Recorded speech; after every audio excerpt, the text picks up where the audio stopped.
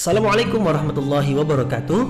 Mari klik subscribe di channel ini dan aktifkan tanda loncengnya untuk mendapatkan update pemberitahuan di video berikutnya.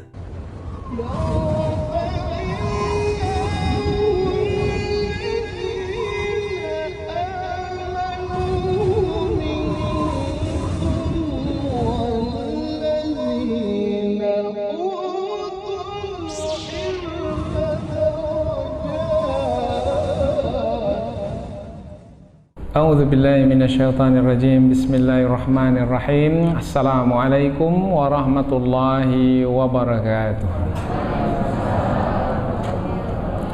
Alhamdulillahi rabbil alamin wa bihi nasta'inu ala umurid dunya waddin. Nasta'inuhu wa nastaghfiruh wa na'udzu billahi min syururi anfusina wa min sayyiati a'malina. فمن يهده الله فلا مضل له ومن يضلله فلا هادي له أشهد أن لا إله إلا الله وحده لا شريك له وأشهد أن محمدا عبده ورسوله لا نبي بعده أما بعد. Kita bersyukur kepada Allah Subhanahu wa taala yang masih melimpahkan rahmat dan nikmatnya. Kita bersyukur dengan mengucapkan Alhamdulillahi Rabbil Alamin. Tidak lupa pula bersalawat kepada Rasulullah dengan mengucapkan Allahumma salli ala Sayyidina Muhammad wa ala ali Sayyidina Muhammad. Dan bersalam kepada Rasulullah dengan mengucapkan Assalamu alayka ya Rasulullah. Alhamdulillah kita dapat kembali meneruskan pengajian tafsir ayat-ayat suci Al-Quran yang insyaAllah kita akan teruskan kepada ayat yang ke-102 dan 103 dari surah Ali Imran, yaitu yang menerangkan tentang perintah Allah supaya kita umat Islam tetap berada di dalam agama Islam hingga ke penghujung hayat kita, hingga ke akhir hayat kita. Apabila hayat kita itu diakhiri dengan mati, kematian, maka hendaklah mati dalam keadaan beragama Islam. Nah, apabila kita lihat keterkaitan atau hubungan antara ayat ini dengan ayat yang sebelumnya, adalah peringatan Allah Subhanahu wa taala supaya umat Islam berhati-hati, berwaspada terhadap musuh mereka yang mendengki mereka. Yang mana musuh mereka itu dalam kesesatan, dan mereka tidak hanya di dalam kesesatan tetapi berusaha pula untuk menyesatkan kita. Maka Allah pun memperingatkan kita berhati-hati dengan musuh. Nah, kemudian Allah lanjutkan peringatan. Nah, ayat yang akan kita pelajari ini adalah juga peringatan Allah, bermana hubungannya dengan ayat sebelumnya adalah sama-sama peringatan Allah Subhanahu wa taala. Hanya saja peringatan Allah di dalam ayat yang akan kita pelajari ini adalah memerintahkan kita supaya tetap beragama Islam. Apapun resiko, tanggung dan pastikan diri itu tetap beragama Islam. Beragama Islam, mengamalkan agama Islam atau mengikuti agama Islam, dan kalau bisa memperjuangkan agama Islam karena ia adalah kebenaran, dan kalau bisa lagi berkorban demi agama Islam. Apapun pertaruhkan, harta benda, bahkan nyawa sekalipun. Nah, itulah yang Allah peringatkan kita, karena Allah Subhanahu wa taala ingin kita mati dalam keadaan beragama Islam. Apa sebab? Sebab penentu kehidupan kita setelah kematian adalah ketika mati. Mati itu adalah penentu. Apabila mati dalam keadaan baik, baiklah selepas kematian. Apabila mati dalam keadaan buruk, maka buruklah selepas kematian. Jadi penentu hidup kita setelah kematian adalah ketika kematian itu sendiri. Dalam keadaan seperti apa seseorang itu meninggal dunia? Dalam keadaan beragama Islam, selamat. Tapi apabila dalam keadaan tidak beragama Islam, kafir, karena berhasil disesatkan oleh musuh Islam, maka kerugian dan siksaanlah yang akan diterima setelah kematian. Maka Allah peringatkan kita. Maka ayat ini juga sebagai peringatan. Jangan sampai kamu mati, wahai umat Islam, melainkan kamu ketika mati itu berada dalam keadaan beragama Islam. Nah, kemudian kaitan dengan ayat-ayat yang sebelumnya adalah menerangkan tentang ada di antara umat Islam itu yang bisa dihasut atau diracuni oleh musuh Islam sehingga mereka menjadi benci-membenci, musuh-memusuhi, bahkan sampai ke tahap akan berbunuhan sesama mereka, seperti yang terjadi pada suku Aus dan suku Khazraj. Dan kalau itu terjadi, bermakna mereka telah meninggalkan agama Islam, tidak lagi dapat disebut sebagai orang yang beragama Islam. Karena apabila beragama Islam, sesama umat Islam mesti berkasih sayang, bantu membantu, mulia memuliakan. Nah, maka Allah Subhanahu wa taala mengingatkan kembali melalui ayat yang akan kita pelajari juga dalam kesempatan ini, yaitu supaya memelihara agama Islam, yaitu diantaranya dengan bersatu padu sesama umat Islam. Jangan bercerai-berai.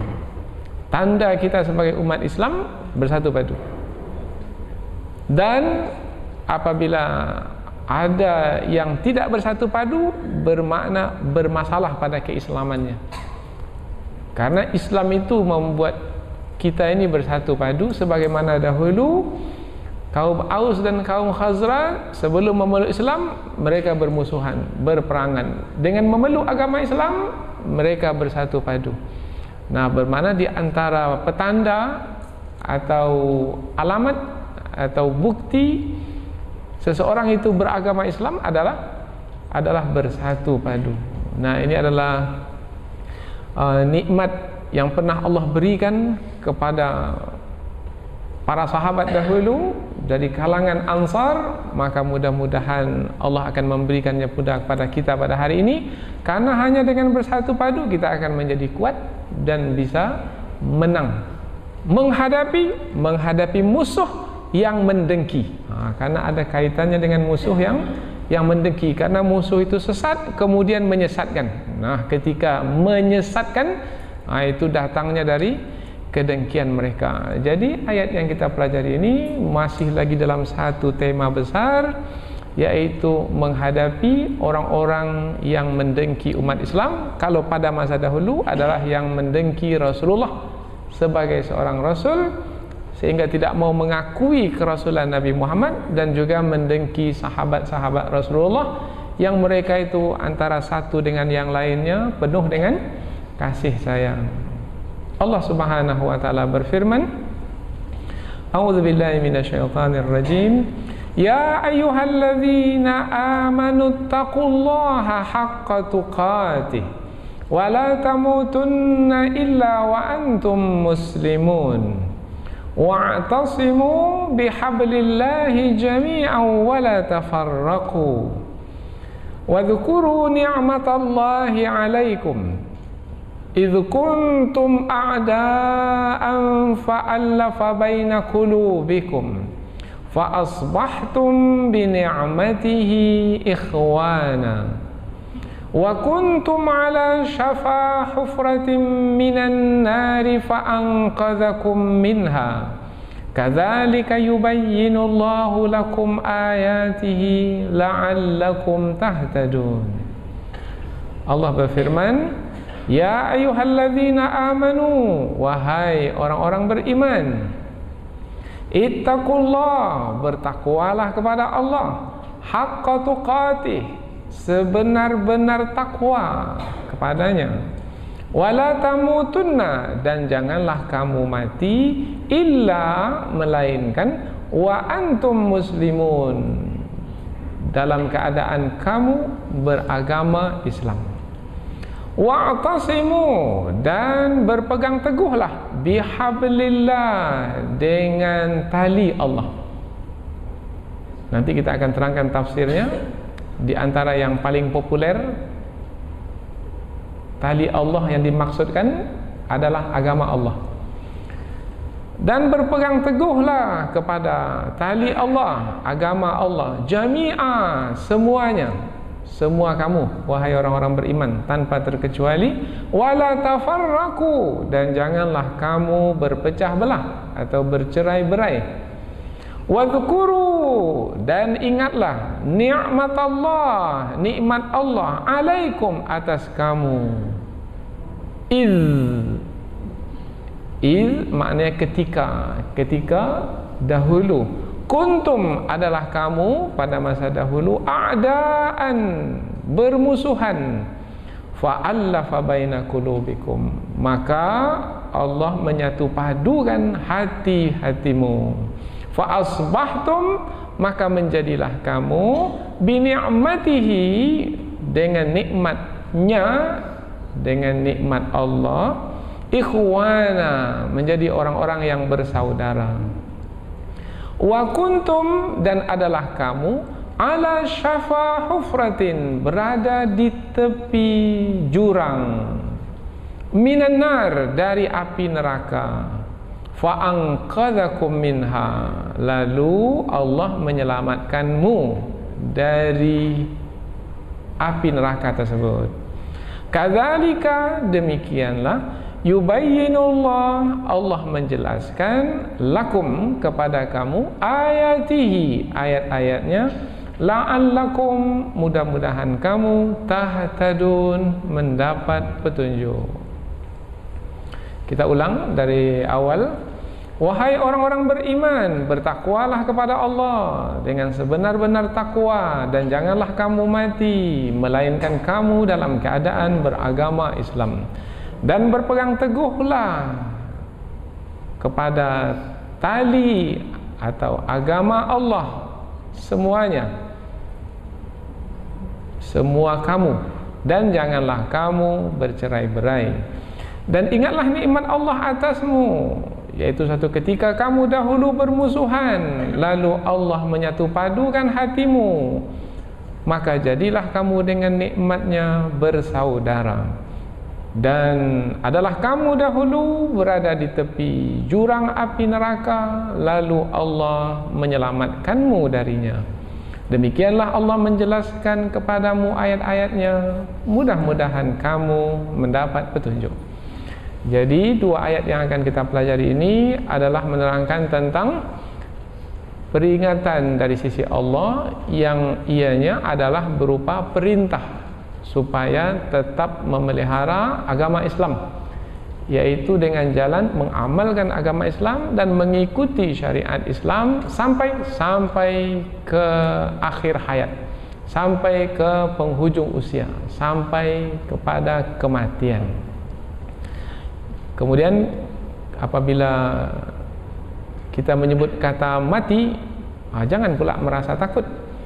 Nah, karena dengan adanya penyebutan kata mati itu membuat kita menjadi tersentak bahwasanya ia adalah sesuatu yang pasti. Yang mesti ditakuti bukan kematian.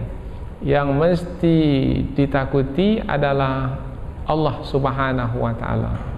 Takut kepada Allah, takut kepada murka Allah, takut kepada azab Allah, takut kepada api neraka, takut kepada perkara buruk yang akan menimpa kita. Nah, dengan adanya rasa takut, kita akan menjadi berhati-hati dan berwaspada. Mudah-mudahan dengan hati-hati dan waspada, musuh yang mendengki tadi tidak berhasil mendengki kita. Akhirnya kita dapat selamat menjalani hidup ini hingga ke akhir hayat. Inilah dia dua ayat yang akan kita pelajari. Mudah-mudahan akan ada manfaatnya insyaAllah. Kita mulai tafsir ayat. Tafsir ayat yang ke-102. Seperti mana ayat yang sebelumnya, Allah juga memulai dengan seruan kepada orang-orang beriman, ya ayyuhalladzina amanu. Juga tidak ada perkataan kul di pangkal ayat. Kalau kepada ahlul kitab, Allah menggunakan perkataan kul. Masih ingat pengajian sebelum ini? Nah, mengapa kepada ahlul kitab Allah menggunakan kata kul? Karena Allah tidak mau bercakap langsung dengan mereka. Maka melalui perantaraan Rasul disampaikan peringatan Allah kepada mereka. Tetapi apabila kepada orang-orang beriman, Allah terus berfirman langsung kepada mereka, ya ayyuhalladzina amanu, wahai orang-orang beriman. Karena memang orang-orang beriman dengan keimanan yang ada pada mereka layak untuk bercakap langsung dengan Allah Subhanahu wa taala, karena kedudukan mereka yang mulia di sisi Allah Subhanahu wa taala.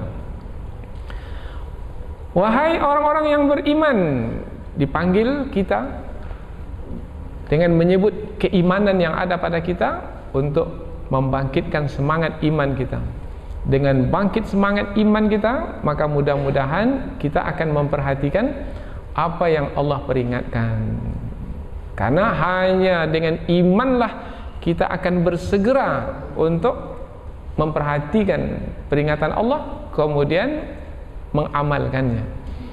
Maka kewajiban-kewajiban di dalam Al-Quran biasanya sebelum diterangkan didahului dengan seruan Allah kepada orang-orang beriman dengan seruan seperti dalam ayat ini, ya ayyuhalladzina amanu, wahai orang-orang beriman, kutiba alaikumul qisas, diwajibkan atas kamu menjalankan hukum qisas.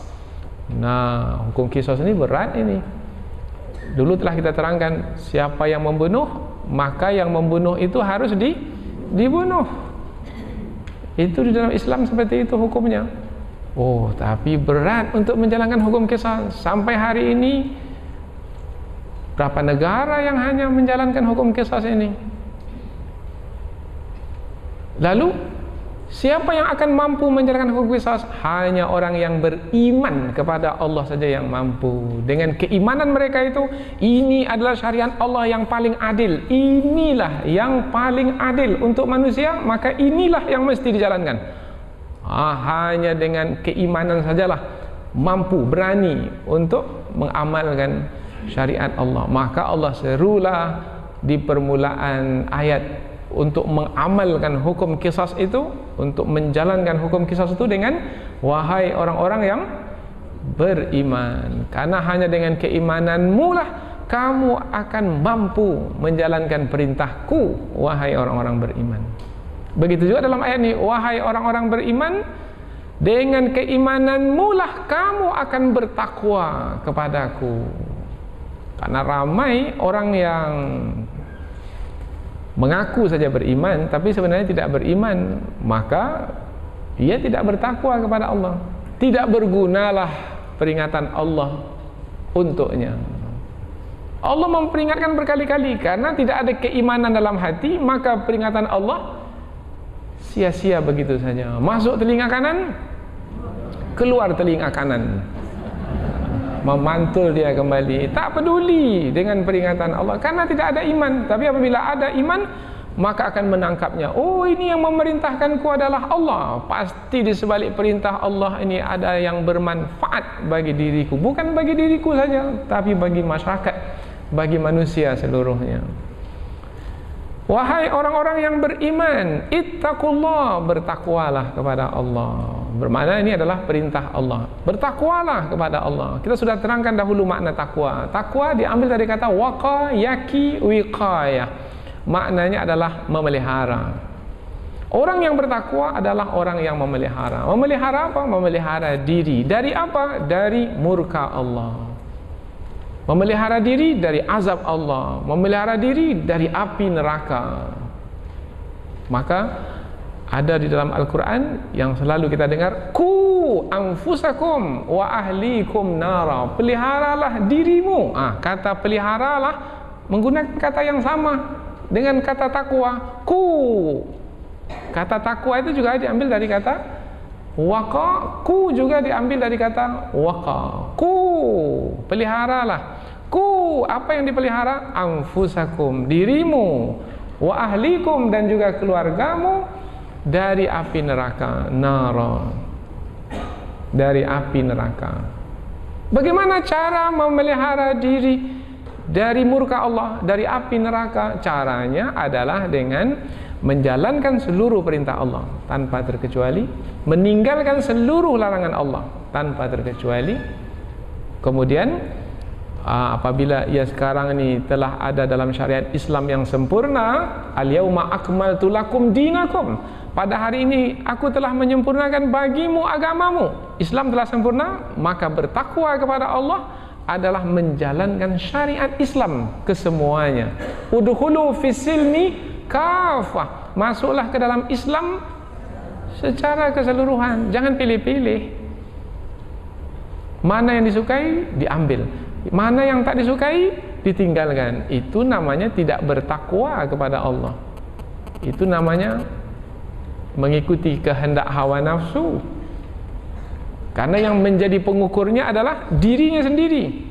Sementara kalau bertakwa kepada Allah, yang menjadi pengukurnya adalah apabila ini adalah perintah Allah, suka atau tidak suka diri ini, maka akan dijalankan juga. Itu maknanya bertakwa. Kemudian diberi pula penekanan lagi, haqqa tuqati, sebenar-benar takwa. Kalau disebut sebenar-benar takwa, bermakna ada kesungguhan dalam bertakwa, ada kegigihan dalam bertakwa. Atau maknanya lagi adalah tetap dalam bertakwa dalam keadaan bagaimanapun. Dalam keadaan sehat bertakwa, dalam keadaan sakit bertakwa, dalam keadaan senang bertakwa, dalam keadaan susah pun bertakwa, dalam keadaan bagaimanapun bertakwa. Itu maknanya haqqa tuqati. Karena kata haqqa itu dari kata hak. Hak itu maknanya tetap. Haqqa tuqati maknanya takwa yang tetap. Takwa yang tetap, takwa yang tidak berubah, pemeliharaan diri yang tidak berubah dalam keadaan bagaimanapun, dimanapun, kapanpun, dengan siapapun, dengan kawan ataupun dengan lawan. Itu makna haqqa. Haqqa maknanya tetap. Sudah masuk ke bahasa kita, hak. Ini hak saya ini. Kalau disebut hak kita, barang itu hak kita, bermakna itu tetap pada diri kita. Orang curi pun dia bawa ke rumahnya, maka barang itu pun meskipun sudah berpindah tempat, tetapi dia tetap milik kita, sebab dia adalah hak kita. Maka hak itu maknanya tetap. Haqqa tuqati maknanya takwa yang tetap. Maknanya di sini adalah penekanan. Siapa yang belajar bahasa Arab, dia akan melihat di sini penekanan melalui satu kaedah tata bahasa Arab yang disebut sebagai al-maf'ul mutlaq. Apa makna maf'ul mutlak? Maf'ul mutlak itu adalah dua kata yang diulang. Dua kata yang diulang adalah kata takwa. Bertakwalah kepada Allah, takwa disebut pertama kali. Bertakwalah kepada Allah sebagai bentuk perintah dari sisi Allah. Bertakwalah kepada Allah dengan sebenar-benar takwa. Kata takwa diulang sekali lagi. Maka ini disebut sebagai maf'ul mutlak. Pengulangan ini adalah sebagai penekanan. Artinya perintah bertakwa kepada Allah amatlah tegas karena berisi penekanan. Jadi kalau tidak bertakwa juga, maka betul-betullah hamba itu telah lalai. Lalai ini bahasa masih lembut sedikit, masih ringan. Betul-betullah hamba ini tidak tahu diri. Kalau tak tahu diri ini agak keras sedikit. Betul-betullah hamba ini tidak mengenal Allah yang menciptakannya, yang mengatur hidupnya, yang sepatutnya ia mengagungkan Allah dengan mengikuti perintah Allah. Dia pula malah meninggalkan perintah Allah. Di antara perintah Allah dalam ayat ini adalah bertakwa kepadanya. Betullah hamba ini hamba yang sombong. Kata sombong ini agak keras lah sedikit. Ada orang dengan kata lembut dia sudah berubah, tapi ada orang baru dengan kata keras baru berubah. Ada pula dengan keras pun tak berubah, karena memang dia sendiri pun keras, karena hatinya itu sudah keras, lebih keras dari batu. Thumma qasat qulubuhum min ba'di dzalika fahiya kal hijarah aw ashaddu qaswa.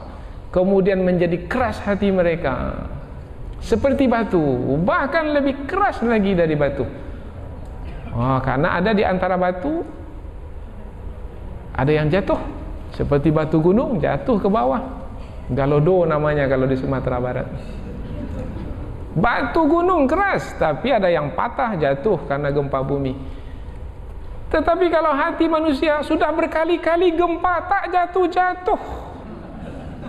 Untuk beriman kepada Allah, bermakna hati manusia lebih keras. Dalam ayat ini Allah memerintahkan dengan keras, dengan tegas, supaya maulah hendaknya menjalankan perintah Allah ini.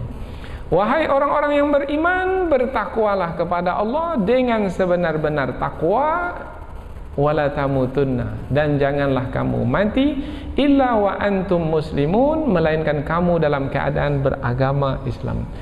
Sebenarnya, dan janganlah kamu mati melainkan dalam keadaan beragama Islam, maknanya sebenarnya adalah menjelaskan lagi yang sebelumnya. Yang sebelumnya adalah bertakwalah kamu dengan sebenar-benar bertakwa sampai kamu mati, sampai kamu meninggal dunia. Itu maksudnya. Tetapi diulang dengan susunan perkataan, dan janganlah kamu mati. Nah, pengulangan ini adalah untuk memberikan penekanan lagi. Begitu tegas Allah memerintahkan kita untuk bertakwa. Karena di ujung ayat Allah menyebutkan wala tamutunna illa wa antum muslimun, dan janganlah kamu mati melainkan kamu dalam keadaan beragama Islam. Maka perintah bertakwa itu maknanya adalah peliharalah dirimu untuk tetap dalam keadaan beragama Islam. Itulah dia kandungan ringkas dari ayat ini. Peliharalah dirimu untuk tetap dalam keadaan beragama Islam, sebab di sana ada musuh Islam yang coba untuk menyesatkanmu, mengeluarkanmu dari agama Islam sehingga kamu kembali kepada kekafiran. Maka jangan sampai itu terjadi. Apabila itu terjadi sebelum kematian, apalagi terjadi ketika kematian, maka ia adalah kerugian dan malapetaka. Ini sudah kita sebutkan sebelum ini. Jadi hidup ini adalah perjuangan. Perjuangan yang paling berat dalam hidup ini adalah untuk memelihara keislaman kita. Sebabnya di sana ada orang yang berusaha dengan bersengaja untuk mengeluarkan kita dari agama kita. Ini adalah fakta, realita, dan telah dibuktikan oleh sejarah, dan kita merasakannya hari ini. Dan inilah tantangan untuk ke depan, khususnya untuk anak-anak kita dan generasi kita di masa yang akan datang. Wala tamutunna, dan janganlah kamu mati. Mati ini bukan dalam kekuasaan kita. Apa sebab? Sebab bukan kita yang mematikan diri kita. Yang mematikan diri kita adalah Allah Subhanahu wa ta'ala. Jadi kita tak berkuasa ke atas kematian kita. Yang berkuasa mematikan kita adalah Allah. Tetapi Allah melarang kita, janganlah kamu mati. Mengapa Allah melarang kita dalam perkara yang tidak kita kuasai? Karena apabila melarang dalam perkara yang tidak dikuasai, tak ada maknanya. Umpamanya kita melarang seseorang, jangan kamu sakit di rumahku ini, bisa? Mana bisa? Sebab dia tidak punya kuasa untuk memelihara dirinya dari sakit. Apabila Allah menetapkannya sakit, maka sakit dimanapun dia berada. Kalau Allah sudah menetapkan sakit, maka dia akan sakit. Maka tak ada maknanya kalau kita melarang, jangan kamu sakit di kampung halamanmu. Tak ada maknanya. Sebab tidak dalam kemampuan dia. Nah, yang tidak dalam kemampuan Apabila dilarang juga tidak ada maknanya. Maka bukan itu sebenarnya yang dimaksudkan. Lalu apa yang dimaksudkan? Apabila Allah melarang, berarti adalah yang dalam kemampuan kita. Apa yang dalam kemampuan kita? Nah, yang dalam kemampuan kita bukanlah kematian, tetapi adalah kehidupan sebelum kematian atau menjelang kematian. Itu yang dalam kemampuan kita. Nah, sekarang dalam kemampuan kita tidak untuk beragama Islam atau tidak beragama Islam. Sekarang ini, sebelum kematian, dalam kemampuan kita? Dalam kemampuan kita. Nah, berarti yang Allah inginkan sebenarnya adalah kehidupan kita sebelum kematian. Tapi mengapa Allah menggunakan perkataan jangan kamu mati? Mengapa Allah tidak berfirman saja kamu hendaklah beragama Islam sampailah kepada kematian? Mengapa tidak begitu saja? Kan lebih mudah. Tapi mengapa Allah menggunakan perkataan janganlah kamu mati? Jawabannya adalah mati adalah sesuatu yang pasti. Setiap kita ini pasti akan mati. Kullu nafsin dha'iqatul maut. Setiap yang bernyawa pasti akan mati. Kemudian satu lagi, meskipun kematian itu adalah sesuatu yang pasti, yang tidak pasti adalah kapan terjadinya. Itu tak pasti. Siapa yang bisa memastikan kapan dia mati? Tak ada. Saya pasti mati di Pekanbaru ini. Rupanya matinya di Jakarta. Jadi tak ada siapa yang bisa memastikan di mana dia mati, kapan dia mati. Saya pasti mati umur 60 tahun. Tak bisa.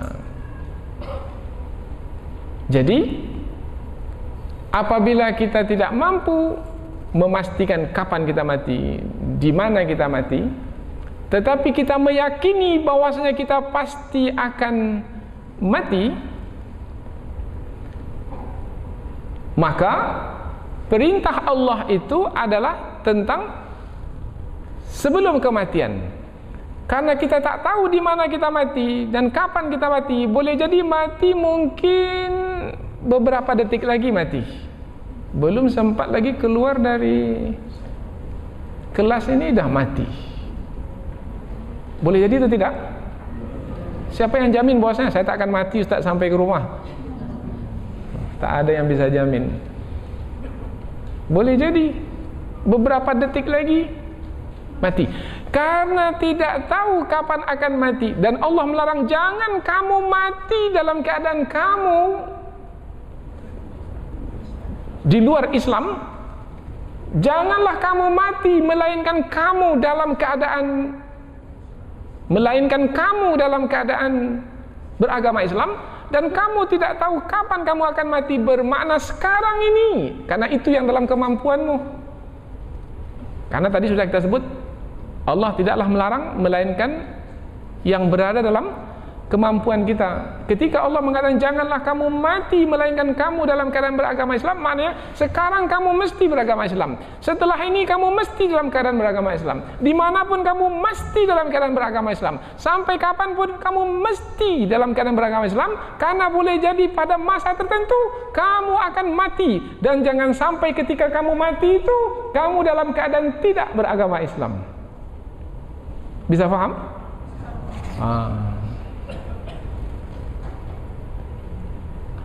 Bermakna ayat ini menerangkan bahwasanya janganlah kamu mati melainkan dalam keadaan Islam, maknanya senantiasalah kamu dalam keadaan beragama Islam. Itu maknanya, senantiasalah kamu dalam keadaan beragama Islam.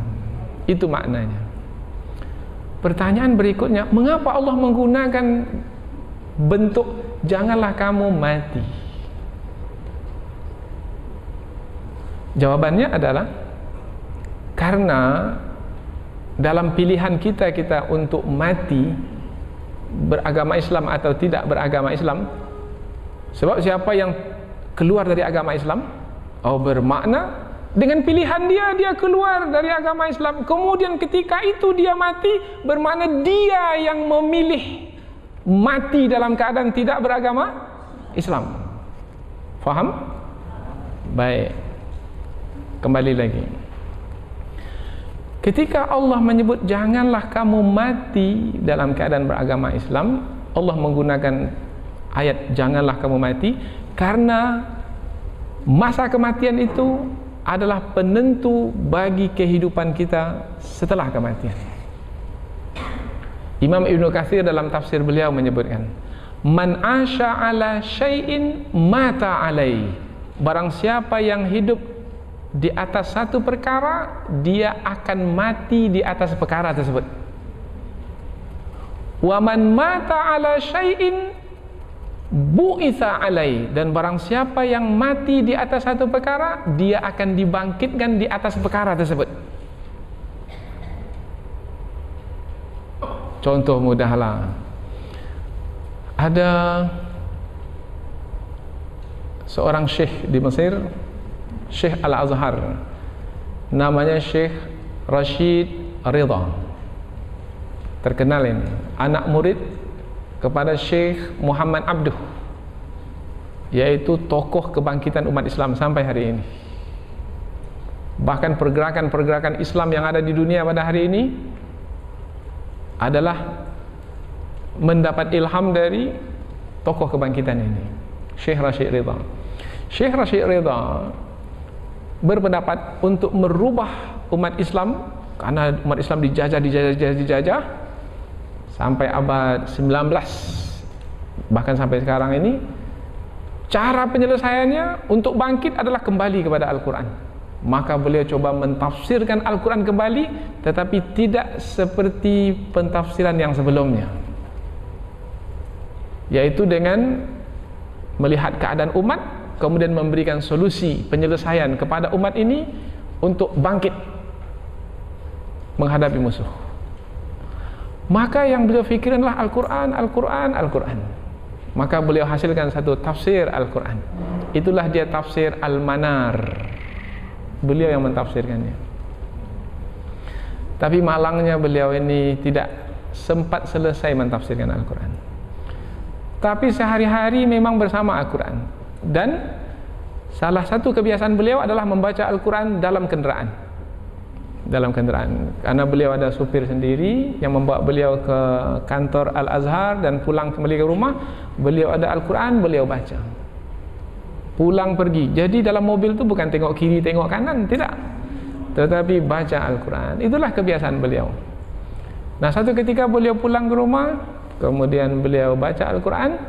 Rupanya setelah sampai di rumah, supirnya ini membukakan pintu, minta Syekh ini keluar, tak bergerak. Al-Quran ada di tangan. Rupanya Syekh ini telah meninggal dunia. Meninggal dunia ketika membaca Al-Quran, dan Al-Quran di tangan tidak jatuh. Maka betullah perkataan Imam Ibnu Katsir dalam tafsir beliau, barang siapa yang hidup di atas satu perkara, dia akan mati di atas perkara tersebut. Barang siapa yang mati di atas perkara tersebut, maka dia akan dibangkitkan di atas perkara tersebut. Kalau seseorang suka menipu dalam hidupnya, dia akan mati ketika dia menipu, dan ia akan dibangkitkan dengan perbuatannya menipu itu. Dia akan mendapatkan balasannya. Sebutlah perbuatan-perbuatan buruk lainnya, maka kita menjadi takut. Nah, wala tamutunna, janganlah kamu mati. Allah ingin rasa takut dari kita. Ada tidak rasa takut? Apabila kamu tidak beragama Islam, nanti kamu mati dalam keadaan tidak beragama Islam, kamu akan mengetahui bagaimana nasibmu ketika dibangkitkan kelak apabila kamu mati dalam keadaan tidak beragama Islam. Wala tamutunna illa wa antum muslimun, dan janganlah kamu mati kecuali kamu dalam keadaan beragama Islam. Itu makna ayat ini. Sudah dapat jawaban? Sudah. Ada yang tak dapat tidur malam pula memikirkan pertanyaan. Karena kita sampaikan pertanyaan ini semalam. Apalah agak jawabannya ini? Inilah dia jawabannya. Wala tamutunna, dan janganlah kamu mati illa wa antum muslimun, kecuali kamu dalam keadaan beragama Islam. Ayat berikutnya adalah perintah Allah. Di antara ajaran agama Islam itu yang mesti kita pegang, yang mesti kita pelihara, yang mesti kita jaga, bahkan kita mesti berjuang, adalah berpegang teguh kepada agama Allah. Semua kita tanpa terkecuali. Wa'tasimu bihablillahi jami'a, berpegang teguhlah dengan tali Allah semuanya. Maknanya semua kita tanpa terkecuali. Bukan para ulama saja, tidak. Para pengikutnya, para jemaahnya, orang-orang awam pun semua tanpa terkecuali berpegang teguh kepada tali Allah. Berpegang teguh. Wa'tasimu, ini sudah kita terangkan dalam ayat sebelum ini, yaitu kata wa may ya'tasim. Sama katanya, yaitu diambil dari kata asama. Asama maknanya menghalang. Wa'tasimu maknanya halanglah dirimu. Halanglah dirimu dari kerugian, halanglah dirimu dari kekufuran, dari kesesatan yang dilakukan oleh musuhmu yang melakukan penyesatan terhadapmu. Halanglah dirimu. Bagaimana cara menghalang diri sehingga tidak disesatkan oleh musuh, sehingga tidak jatuh kepada kekafiran? Dengan bihablillah, dengan berpegang teguh kepada tali Allah. Apa yang dimaksudkan tali di sini? Ada di antara ulama tafsir menyebutkan tali di sini adalah agama Allah, dinullah. Ada lagi yang mengatakan tali Allah itu adalah Al-Quran, kitab Allah. Ada yang mengatakan tali Allah itu adalah al-jamaah, jemaah. Ada yang mengatakan tali Allah itu adalah al-ikhlas. Banyak tafsirannya. Tapi mengapa Allah menggunakan kata tali? Maka tafsirannya adalah karena tali itu biasanya digunakan untuk menyelamatkan diri. Umpamanya ada orang yang jatuh, bagaimana cara menyelamatkannya supaya tidak jatuh? Dengan tali. Ulurkan tali, maka dia akan berpegang pada tali itu, maka dia tidak akan jatuh.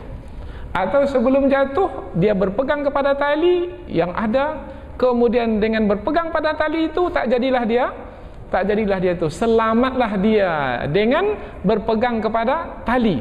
Jadi perkataan tali digunakan adalah sebagai yang menyelamatkan.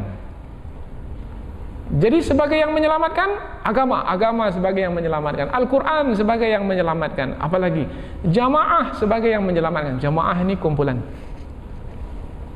Jangan ikut kelompok-kelompok kecil. Kelompok kecil itu nanti bisa menyesatkan. Apalagi kelompok itu mengadakan pengajian sembunyi-sembunyi. Jam 10 malam, jam 12 malam baru mengadakan pengajian. Biasanya ajaran sesat yang seperti itu. Sembunyi-sembunyi, tak mau membuka pengajian secara terang-terangan.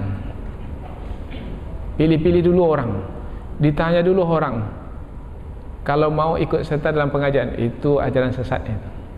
Dan kelompok ini biasanya kecil-kecil. Dan umat Islam ini sebagaimana yang diberitakan oleh Rasulullah, umat Islam itu akan terpecah menjadi 72 golongan. Kalau Bani Israel terpecah menjadi 71 golongan. Iftaraqat Banu Israel 71 firqah. Banu Israel, orang Yahudi, orang Nasrani, itu terpecah menjadi 71 golongan. Wa inna ummati sataftariku isnataini wa sab'ina firqah.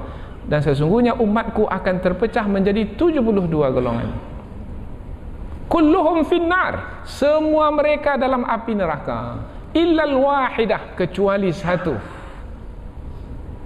kelompok. Kemudian para sahabat pun bertanya, man hum hadhil wahidah? Ya Rasulullah, siapa yang satu itu, kelompok yang satu itu? Kemudian Rasulullah menjawab, al-jamaah, jemaah. Jemaah itu siapa? Dalam hadis yang lain disebutkan as-sawad al-a'zam, yaitu yang ramai jumlahnya. Siapa yang ramai jumlahnya dari kalangan umat Islam pada hari ini? Yaitu ahlus sunnah wal jamaah. Tetapi perkataan ahlus sunnah wal jamaah ini pun dipakai oleh kelompok-kelompok tertentu untuk membenarkan diri mereka. Kata yang satu, kami ini ahlus sunnah wal jamaah. Kata yang satu lagi, ahlus sunnah wal jamaah. Nah, maka untuk mengetahui seseorang itu ahlus sunnah wal jamaah, berpegang teguh kepada Al-Quran dan Sunnah atau tidak. Kalau berpegang teguh, itulah dia ahlus sunnah wal jamaah. Tapi kalau hanya hawa nafsu yang diikuti, maka itu bukan ahlus sunnah wal jamaah. Karena apabila Al-Quran dan Sunnah, maka akan bersatu. Apabila syariat Islam yang sebenarnya yang diikuti, maka akan bersatu. Wala tafarraqu, dan janganlah kamu bercerai-berai. Wadhkuru ni'matallahi alaikum, dan ingatlah nikmat Allah atasmu. Ini menerangkan tentang keadaan dahulu. Khususnya lagi adalah kaum Aus dan kaum Khazraj, yang mereka ini bermusuhan, berperangan. Idh kuntum a'daan, adalah dahulu kamu musuh memusuhi. Fa'allafa baina qulubikum, kemudian Allah menyatukan hatimu. Fa'asbahtum bi ni'matihi, sehingga jadilah kamu dengan nikmat Allah itu. Nikmat Allah yang mana? Islam. Karena Aus memusuhi Islam, Khazraj pun memusuhi Islam. Ini dua suku yang besar yang musuh-musuhi. Dengan memeluk Islam, kemudian mereka menjalankan Islam, maka itulah yang membuat mereka ikhwana, kamu menjadi bersaudara. Lahir persaudaraan. Yang persaudaraan itu membuat mereka menjadi bersatu padu. Seperti yang Rasulullah sebutkan dalam hadis riwayat Imam Al-Bukhari, innal mu'mina lil mu'mini kal bunyan yashuddu ba'duhum ba'dha. Sesungguhnya orang beriman itu dengan orang beriman lainnya, karena mereka memeluk Islam, mereka itu sebagai satu bangunan, batu bata disusun jadi satu bangunan. Yashuddu ba'duhum ba'dha, yaitu antara satu dengan yang lain menguatkan. Kemudian Rasulullah gambarkan seperti apa? Seperti ini. Syabbaka asabi'ahu. Kemudian Rasulullah memasukkan jari-jari antara jari yang satu ke jari yang lainnya, tangan kanan dan tangan kiri.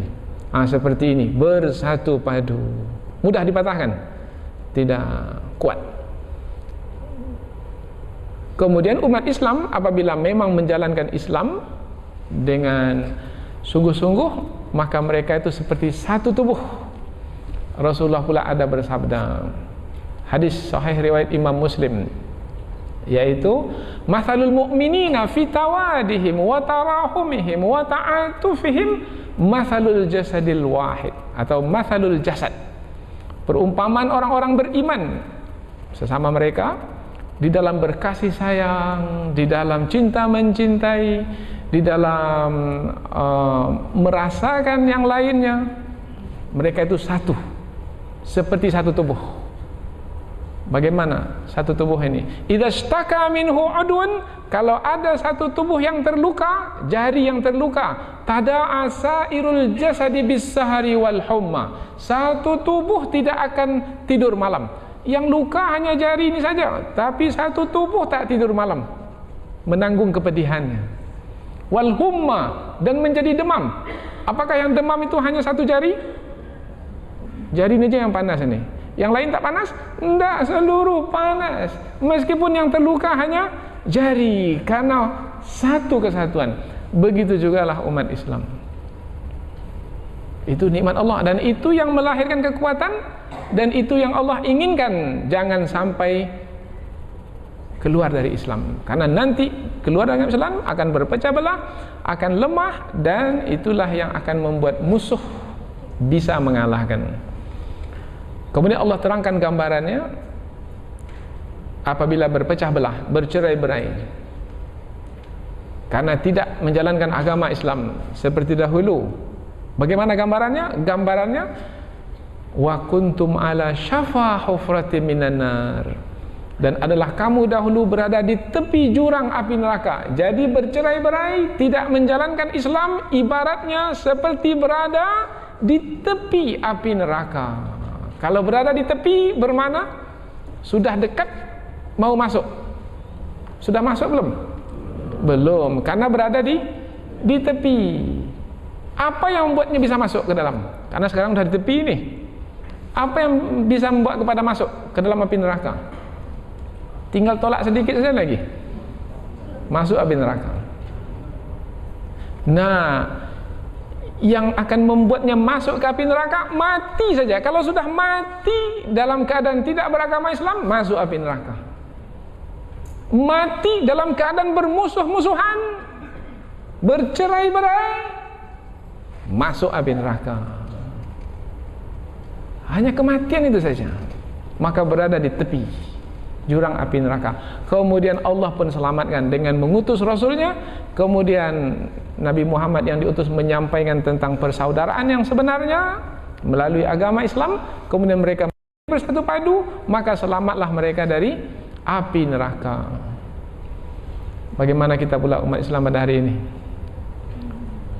Jauh dari api neraka atau di tepi api neraka pula sekarang ini? Di saat kita tidak mengamalkan agama Islam, kita berada di tepi jurang api neraka. Tinggal menunggu kematian masing-masing saja. Tunggu kematian dalam keadaan memusuhi umat Islam yang lainnya dalam api neraka. Bukan di tepi lagi, sudah di dalam api neraka. Maka jangan mudah-mudah untuk mencela, menghina, karena ia bisa kepada kebencian, kepada permusuhan yang membuat kita menjadi bercerai-berai, akhirnya dimasukkanlah ke dalam api neraka. Demikianlah Allah, penghujung ayat sebagai penutup. Demikianlah Allah menjelaskan kepadamu ayat-ayatnya dengan terang sekali, mudah difahami. Mudah-mudahan kamu mendapat petunjuk. Mudah-mudahan dengan ayat yang kita pelajari ini kita mendapat petunjuk sehingga kita dapat terselamat dari mengikuti kehendak hawa nafsu, sehingga kita menjadi bercerai-berai, sehingga kita tidak mengikuti agama Islam, sehingga kita tidak terpedaya dan tertipu oleh musuh yang menyesatkan kita dan menghendaki kita kembali kepada kekufuran. Mudah-mudahan dengan Al-Quran ini kita akan mendapat petunjuk. Subhanakallahumma wa bihamdika asyhadu an la ilaha illa anta wa astaghfiruka wa atubu ilaik. Wassalamualaikum warahmatullahi wabarakatuh.